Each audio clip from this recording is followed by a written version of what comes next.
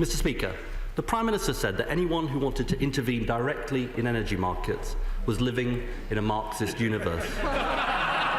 Can he tell the House, how does he feel now that the Red Peril has claimed Sir John Major? We are intervening. We are. I'm not surprised he wants to quote the last Conservative Prime Minister and also forget the mess that the people in between made of our country. Let me be clear, though. Let me be absolutely clear. I do believe in intervening in the energy market. That is why we are legislating. That is why we are legislating to put customers on the lowest tariff. Now, where John Major is absolutely right is that bills in this country have reached a completely unacceptable level, and we need to take action on that. We need to help people to pay their bills, and we also need to help to get bills down. Now, this is where we need a very frank conversation about what it is that is putting bills up. We're prepared to have that conversation. He is employed in cynical ploys and gimmicks. Mr. Speaker, of course, John Major was a Conservative Prime Minister who won a majority, unlike this Prime Minister.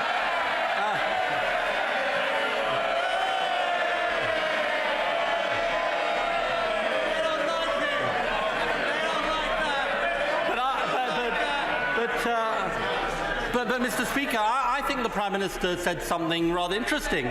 He obviously now does believe, he does agree with Sir John Major that the energy price increases are unacceptable.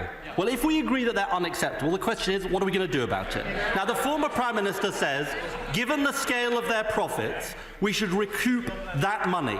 That's a quote from him. Now, he wants to do it through a windfall tax. I say we need a price freeze. What does the Prime Minister want to do to recoup that money for the consumer?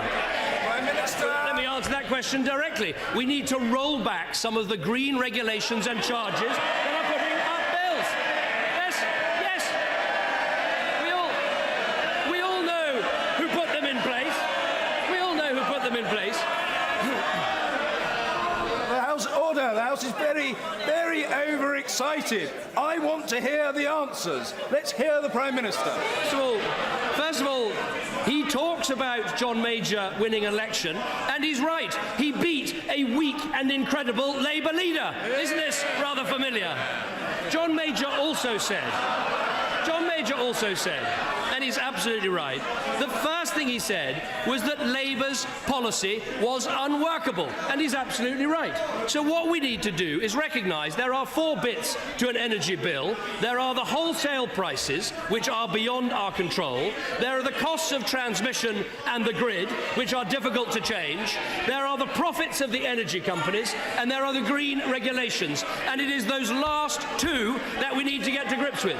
So I can tell the House today that we will be having a proper competition test carried out over the next year to get to the bottom of whether this market can be more competitive. I want more companies, I want better regulation, I want better deals for consumers. But yes, we also need to roll back the green charges that he put in place as Energy Secretary.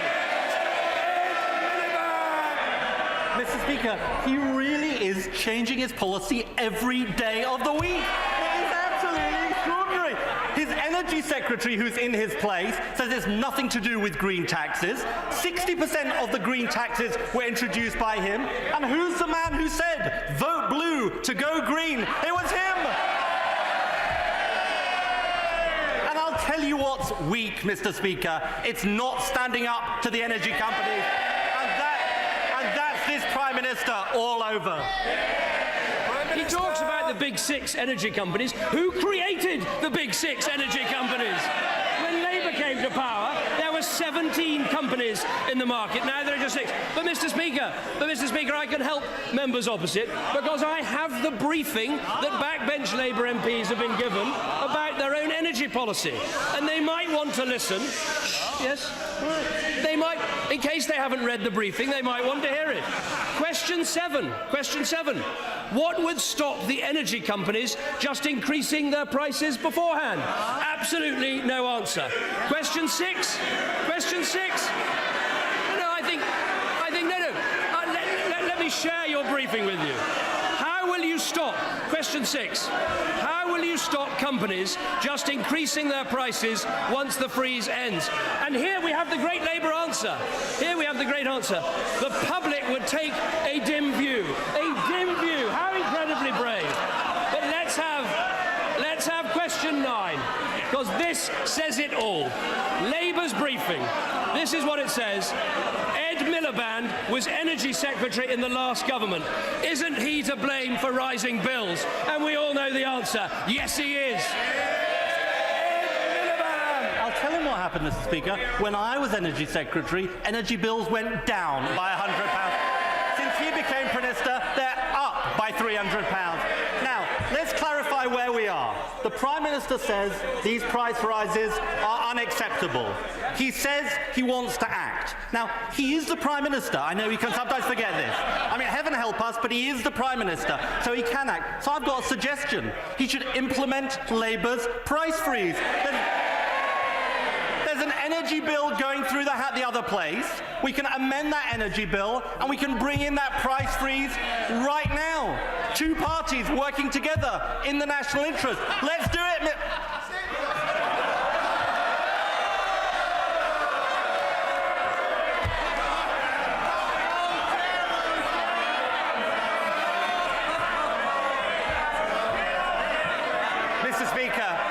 Mr. Speaker, I think he's been following too much of his own advice, wearing too many woolly jumpers, I think, and getting a bit overheated. Let's do it, Mr. Speaker. We can bring in this price freeze right now. He knows perfectly well it is not a price freeze, it is a price con. He admitted it was a price con the very next day because he cannot control global gas prices. The truth is, prices would go up beforehand, he wouldn't keep his promise, and prices would go up afterwards. It is a cynical ploy from the Energy Secretary who wrecked the energy market in the first place. Mr. Speaker, I'll tell him what's a con. Telling people last week that the answer was to switch suppliers, and that would solve a broken energy market. Let me ask the Prime Minister, what does he say to someone who took his advice last week to switch from British gas, only to discover that npower was raising its prices by 10%? It is worth people looking at switches. You can save up to £250 if you switch, but we want a more competitive energy market. He left us a market with just 6 players. We've already seen 7 new energy companies come into that market, so we need an annual audit of competition to make this market more competitive, something he never did when in office, and we need to roll back the costs that have been imposed on people's energy bills, part of which he was responsible for. One of the first acts of this government was to take the £179 that he was going to put onto energy bills because of his renewable heat initiative. He put bills up. He's trying to con the public. We'll deliver for hard-working people. Mr. Speaker, John Major said what we all know. We have a Prime Minister who stands up for the energy companies, not hard-pressed families. Many people face a choice this winter between heating and eating. These are the ordinary people of this country who this Prime Minister will never meet and whose lives they will never understand. Is John Major is a good man. The Right Honourable Gentleman is acting like a con man. That is what we're seeing. He is promising something he knows he can't deliver. He knows he can't deliver because he never delivered it when he was in office. Mr. Andrew Stevenson. Thank you, Mr. Speaker.